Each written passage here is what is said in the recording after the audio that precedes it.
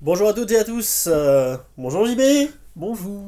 comment ça va? Bah ça va plutôt bien, content d'être là. Bah oui, parce que comme vous nous l'avez réclamé, vous avez réclamé deux choses, beaucoup. Ouais, j'aime me sentir réclamé. Un, on vous a amené JB, et deux, bah on va vous faire une chronique Apocalypse World. Non.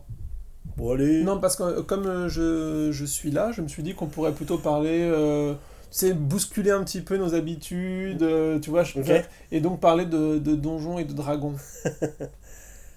Dungeon Voilà. World, et ils vont tous être heureux alors. Non plus. En fait, je pensais plutôt parler de Pathfinder.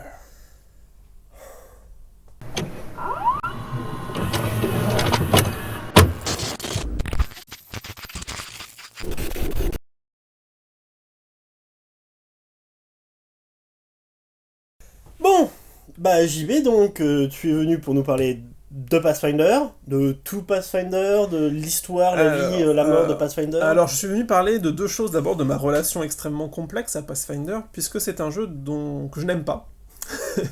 Enfin, Rappelez-vous la première vidéo, hein. voilà. Notre toute première vidéo. C'est un DD que j'apprécie pas particulièrement, et pourtant, quand je regarde ma toute petite ludothèque, parce que j'ai une très petite ludothèque, 60% des produits sont des produits Pathfinder.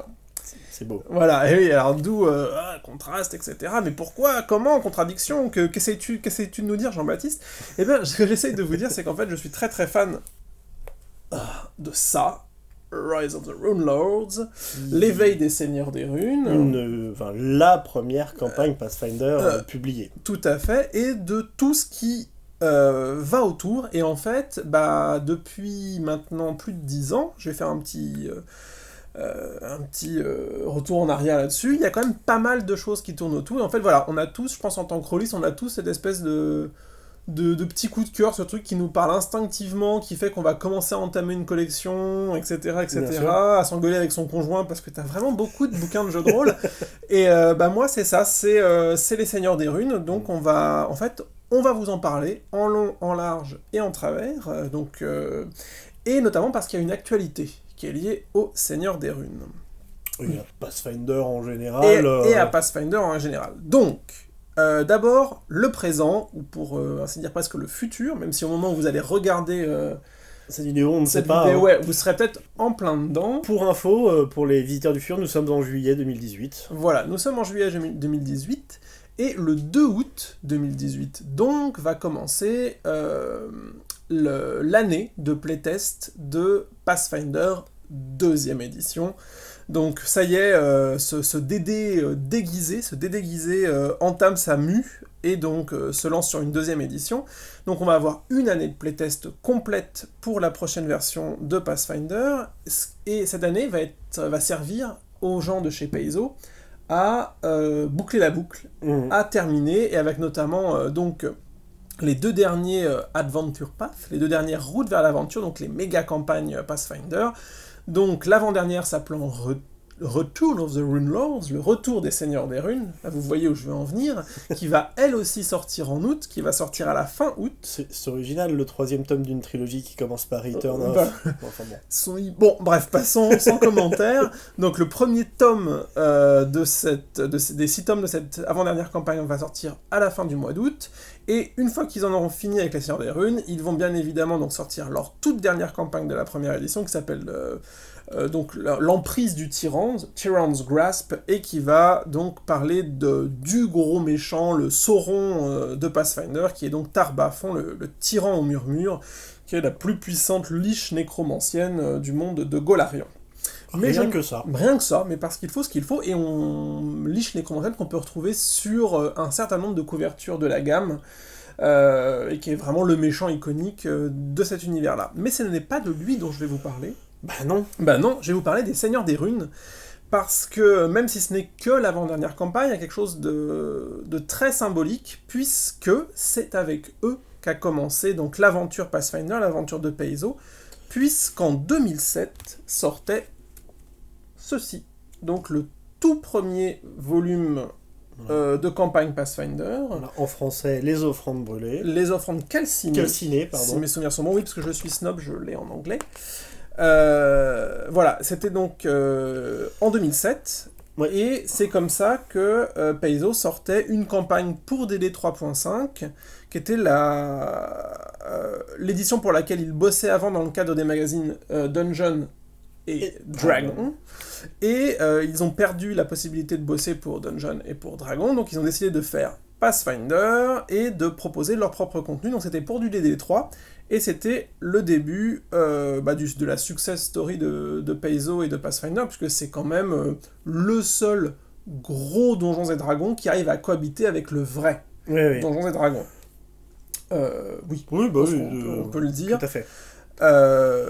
Donc, il lançait cette campagne, l'éveil des Seigneurs des Runes, qu'on pourrait plutôt appeler l'éveil du Seigneur des Runes, puisque le principe de Rise of the Rune Lords, c'était de raconter... Alors, je vais faire peut-être une petite explication de contexte pour... Rapide. On va essayer de se la faire courte, parce que je reviendrai peut-être un peu plus là-dessus dans une deuxième vidéo.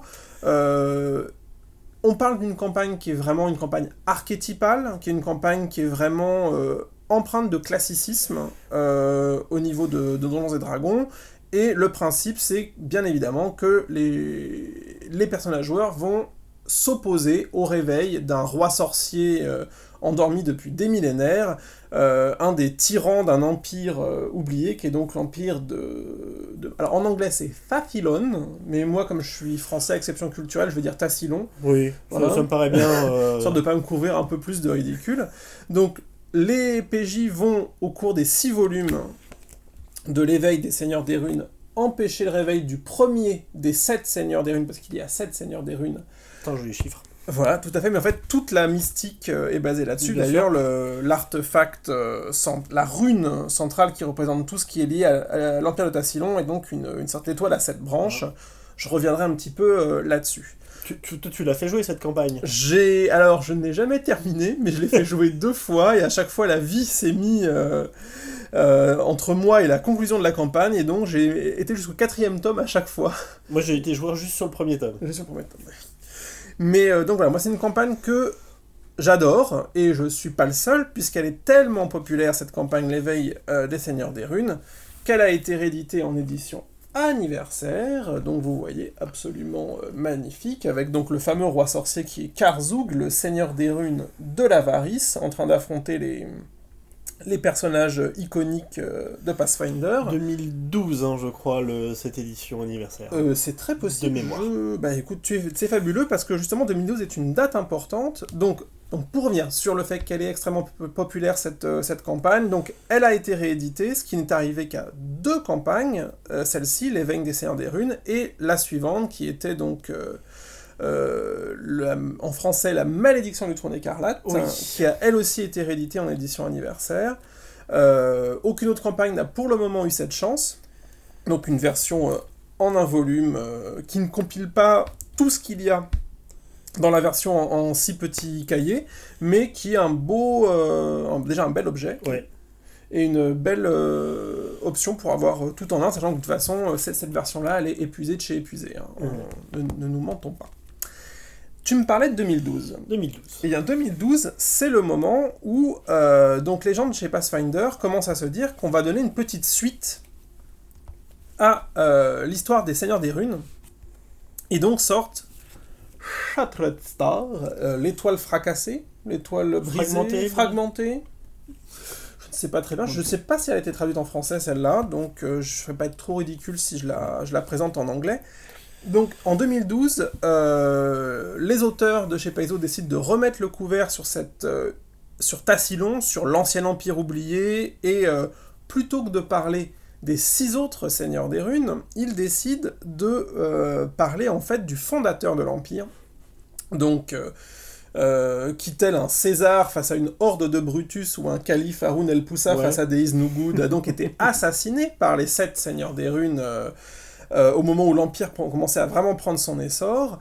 Et donc, cette campagne va parler, en fait, c'est une campagne, alors, très axée dungeon crawling, donc on passe son temps à explorer les donjons et à taper très classique des dragons. Ouais, très classique, mais c'est vrai que je ferai peut-être à toute fin de cette vidéo un petit bilan des campagnes, mais c'est vrai que là, faut avoir envie de pousser de la figue. C'est vraiment une campagne, faut avoir envie de crocheter des pièges et ce genre de choses. Elle est vraiment, vraiment très axée exploration de donjons. Ce qui lui vaut une assez piètre réputation au sein des campagnes Pathfinder, pas tout à fait démérité, parce qu'effectivement c'est pas une très grande campagne, mais je reviendrai sur le bilan final des campagnes. Vas-y. Non, je bois tes paroles. D'accord. J'apprends plein de choses.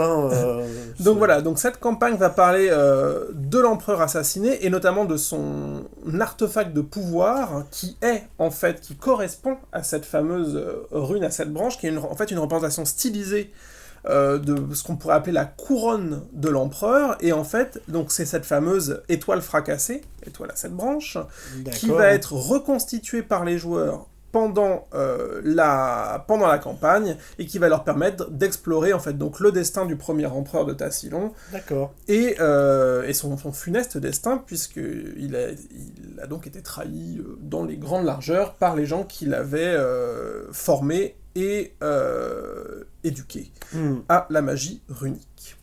Mais là, attention, parce que ça, on ne vous en parle peut-être pas souvent, parce que là, on est face à du dur, du trouvable en boutique, donc du connu, finalement, du facile, mais il faut savoir que en 2012, il s'est passé quelque chose d'autre, quelque chose d'assez important pour la suite.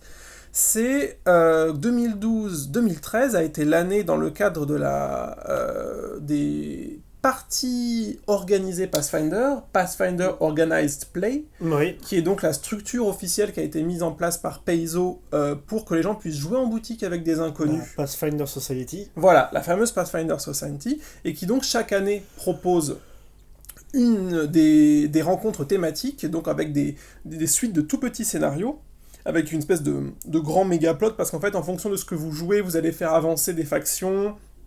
Il va y avoir une interaction avec le principe de living campaign, des campagnes vivantes. Tout à fait. Il va y avoir des interactions avec l'écriture du contexte. Et donc l'année 2012-2013 a été aussi donc l'année consacrée à la Varysie. La Varysie, c'est le pays dans lequel se déroulent les campagnes liées à l'ancien empire de Tassilon, parce que la Varysie correspond au cœur de l'empire. Quand l'empire s'est effondré, il y a eu énormément de destruction, mais la Varysie correspondait vraiment au cœur de l'Empire, et donc c'est là qu'on retrouve le maximum de ruines liées de ruines impériales, etc. Et donc cette saison 2012-2013 a été quasiment dans son intégralité consacrée à la Varysie, et à l'intérieur de cette saison, donc des 26 scénarios de cette saison, 5 scénarios sont consacrés, tenez-vous bien, à l'éveil d'un autre seigneur des runes. Ouh. En effet, le seigneur Krune, le seigneur des runes de la paresse, s'est réveillé dans le cadre de la Pathfinder donc Society. C'est ballot de réveiller le seigneur de la paresse. Il faut bien. Juste au niveau du lore, en fait, les écoles tassiloniennes, l'avarice, la paresse, correspondent en fait aux grandes écoles magiques de Donjons et Dragons. Et donc, la paresse, ça correspond à quoi ? Ça correspond à l'invocation, puisque donc littéralement, tu fais venir des gens pour bosser à ta place. Oui, effectivement. Voilà. Non, mais c'est logique. Et l'avarice correspond à la transmutation, parce que bien évidemment, il s'agit d'augmenter la valeur des choses que tu transformes, etc. etc. Ah, ils ont plutôt bien réussi leur organisation magique, parce que tout le reste colle à peu près bien. Et donc, en réalité, il y a donc un deuxième seigneur des runes qui a tenté son comeback, et qui, bien évidemment, son destin, après 10 000 ans de sommeil, c'est de se faire bâcher par les joueurs, et c'est bien normal. Et, qui aurait pu prédire ça ? Voilà, et donc, Return of the Rune Lords, la troisième partie du triptyque, qui commence en août, va raconter le retour donc et le réveil simultané des 5 derniers seigneurs des runes, sachant que puisque on va devoir affronter 5 seigneurs des runes simultanément, et notamment les 2 plus puissants d'entre eux qui sont le seigneur de la luxure et celui de l'orgueil, puisqu'il va falloir affronter donc cette horde de gros billes, exceptionnellement, parce que ça n'a été fait qu'une seule fois dans les campagnes Pathfinder, la Return of the Runelords va mener les personnages jusqu'au niveau 20, alors que traditionnellement les campagnes Pathfinder ne terminent avec des PJ 16-17. Voilà. Donc là, il va vraiment falloir que les PJ soient musclés pour pouvoir en finir une bonne fois pour toutes avec le retour des seigneurs. Comme quoi, des fois, on ne dirait pas, mais 3 niveaux de plus, c'est tout ce qu'il faut. Hein. C'est tout ce qu'il faut pour en finir. Alors, maintenant qu'on a parlé, et je vais conclure là-dessus parce que ça va être assez rapide, maintenant qu'on a parlé des 3 vraies campagnes liées au Seigneur des Runes, il faut aussi rappeler que la Varysie, en plus d'être le cœur de l'Ancien Empire, est aussi un des pays chouchous des auteurs de la gamme Pathfinder. Il y a beaucoup de choses qui s'y passent. Voilà, il s'est passé énormément de choses en Varysie, notamment donc la campagne La Malédiction du Trône écarlate, qui est encore maintenant considérée comme la meilleure campagne jamais écrite pour Paizo, et qui se déroule intégralement en Varysie. C'est une de celles que j'ai préféré lire, ça c'est sûr. Et qui a, elle aussi, donc, comme je le disais, bénéficié d'une édition anniversaire, sachant que dès que les choses se passent un petit peu en Varysie, l'ombre des Seigneurs des Runes plane. Et donc, par exemple, sur La Malédiction du Trône écarlate, l'ombre du Seigneur des Runes de la Luxure est assez présente, même si ce n'est pas ce Seigneur des Runes le sujet, mais son influence se fait vraiment sentir sur la campagne. Magique. On a aussi donc le Régent de Jade, qui elle est en cours de traduction française, je crois, qui commence en Varysie, mais elle s'en éloigne assez rapidement. Mmh. On a le Retour des Ténèbres, la 3e campagne sortie, Oui. donc, qui elle aussi commence en Varysie, mais va finir plutôt dans l'Outre-Terre, donc chez les Draux et compagnie. On fait beaucoup de voyages dans celle-là aussi. Oui, des endroits assez particuliers. Ça bouge énormément. Donc voilà, on voit que la Varysie est quand même une terre extrêmement riche, et c'est aussi pour ça que je voulais la mettre en valeur, et j'en parlerai un peu plus dans la deuxième vidéo, juste pour dire qu'effectivement il y a de quoi jouer une vie entière en Varysie dans des ambiances extrêmement différentes. Au niveau du classement des 2 vraies campagnes sur les Seigneurs des Runes, je vais pas y aller par 4 chemins. L'éveil des Seigneurs des Runes, que ce soit en version DD3, en 6 livrets, ou en version Pathfinder, jeu de rôle en un seul bouquin, c'est de la baba à l'atomique. Tout n'est pas parfait, il y a beaucoup de dungeon crawl, passer les niveaux 12, les stat blocks sont imbitables, mais ça de toute façon quand on joue en DD3... C'est inévitable. Voilà, on peut pas y échapper, il y a quelques points faibles dans le récit, mais globalement c'est de la baba à l'atomique. Moi c'est ma campagne préférée, foncez. Pour l'étoile morcelée, l'étoile fracassée, l'étoile éparpillée, l'étoile fragmentée, je serais beaucoup plus critique. Moi je l'ai acheté en tant que collectionneur parce qu'il y a plein d'infos intéressantes quand on s'intéresse à Tassilon, quand on veut vraiment en apprendre plus sur les Seigneurs des Runes, c'est truffé d'infos. Maintenant, je l'ai acheté d'occasion, je l'ai payé un tiers du prix, et c'est aussi pour ça que je ne regrette pas un quart de seconde mon achat. Mais si on me demandait de l'acheter à plein pot, il faut quand même rappeler que là on parle de 20 €, donc si on veut les 6, c'est 120 balles la campagne. Bon, honnêtement... Sauf si vous avez vraiment envie de faire du dungeon crawl, là à la limite pourquoi pas, mais j'ai envie de dire pourquoi ne pas jouer à Gloomhaven par exemple. Mais voilà, si vous pouvez le trouver à bas prix, allez-y. Si vous êtes passionné par la Seigneur des Runes, allez-y. Mais à 120 €, non, faut pas déconner. Voilà. Est-ce que tu as des questions ? Non, j'ai déjà appris plein de choses, parce que c'est vrai que moi non plus Pathfinder c'est pas trop je me suis arrêté à DD4, hein. Tout le monde le sait. Je crois pas qu'il y ait de 5ème édition de toute manière. Ça se saurait.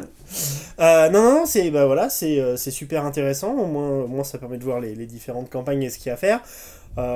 Maintenant, effectivement, je pense que ce serait pas mal d'essayer de parler un petit peu du cadre, un petit peu plus voilà, lieu, parce que j'ai encore plein de trucs à dire, sachant que là, je ne fais de toute manière qu'effleurer le sujet, mais je vais revenir un peu plus longuement dessus dans une deuxième vidéo. Ah, vous l'avez réclamé, hein ? Bah voilà. Mon objectif, c'est de vous dégoûter. Si j'ai bien fait mon boulot, vous ne voudrez plus me voir pendant au moins 2 ou 3 ans. Voilà. Donc, en tout cas, nous, c'est le cas. Je vous dis donc à dans très très peu de temps. Voilà. Bonne lecture. Et bon jeu.